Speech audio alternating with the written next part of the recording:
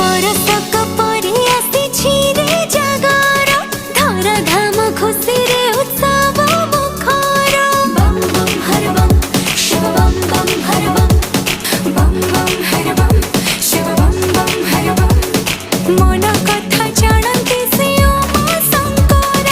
भक्ति रे खुशी हेले जजी देवे बर सब कथा शुणिब आज से डाकिले भड़ा कर मन लखे दीप जली पता पाई रही आज